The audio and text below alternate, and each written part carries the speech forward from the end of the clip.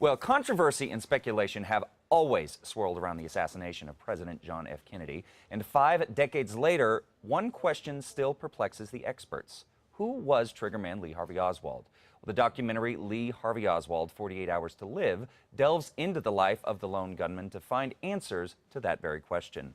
The History Channel's JFK expert, Steve Gillen, joins me from New York City with this information. Good morning, Steve. Good morning, Chad. So, first question, why do you think this is a story that needs to be told? Well, I think there's a lot of, I think, first of all, the public is fascinated by this issue. And it's not just my generation, the generation that lived through the assassination. I teach students at the University of Oklahoma. These are 18, 19-year-old kids. And they're still fascinated by Kennedy and by the assassination. And I think there are a lot of unanswered questions, even though the Warren Commission issued its fairly definitive conclusions. I think there has been a lot of information that has come out since the Warren Commission was released in September of 1964 that have called into question some of its conclusions. So what we do in the History Channel special, and I also do in the book, is we look at this period that has been neglected, the 48 hours after Lee Harvey Oswald shoots JFK, and see if we can glean any information and any sense of the man by looking at his actions in that 48-hour time period. Gotcha. Okay. Well, so what new information will be revealed in this documentary? I think what we challenge, we accept part of the conclusions of the Warren Commission, which is that Lee Harvey Oswald was the lone assassin, that Lee Harvey Oswald was the only person who fired at the presidential limousine on November 22nd, 1963. He fired 3 bullets from the 6th floor of the school book depository. Where we challenge the Warren Commission is in the question of why.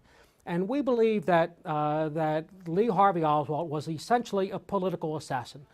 3 weeks before he assassinated President Kennedy, Oswald was shuttling back and forth between the Cuban embassy and the Soviet embassy in Mexico City, trying to get a visa to leave the United States.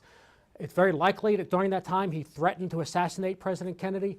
And I think it's possible that Cuban intelligence officials encouraged Oswald to carry out that threat and perhaps even provided him with some sense of reward. So if you flash ahead to Oswald being captured and he's being interrogated, the Oswald that we have recreated in these interrogations is very different from the Lee Harvey Oswald who is depicted in the Warren Commission.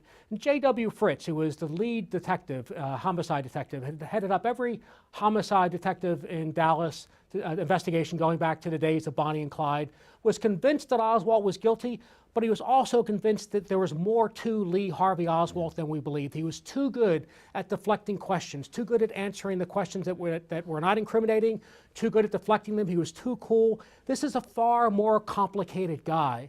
And until we understand who Lee Harvey Oswald was and understand why he assassinated President Kennedy, we'll never truly understand what took place on that tragic day. Right, right. Well, so, Steve, of course, you being an expert on JFK, and you're right, this is still something very important to our generation. What were you surprised to learn from this documentary? I was surprised. There are a couple of things that surprised me. One, on a small note, we went to the Dallas Municipal Building to film because most of it takes place there. And we were the first film crew to get complete access to the building. And we spent about a week or 10 days there. And I had written a draft of the book, which the producer was using to frame the show. And what I discovered being at the Dallas Municipal Building is that most of the accounts of the building are wrong. So I had to go back and rewrite those sections. I mean, where the cells were, where Oswald was held. So that's on a smaller scale. But on a larger scale, I used to believe, I accepted the conclusions of the Warren Commission, both the Warren Commission's conclusion that Oswald assassinated Kennedy and their depiction of Oswald. In watching him, in immersing myself in him, especially for these 48 hours, and in looking at some of the new information that has come out, the declassified documents that have come out, I just come to believe that Oswald is a lot more complicated than we have been led to believe. And I do think that he's capable of doing something, of being part of a larger plot, although there's no proof of that. Right. I think there's this tantalizing possibility that Oswald was encouraged by Cuban intelligence, and that's one of the things we explore in the show and in the book.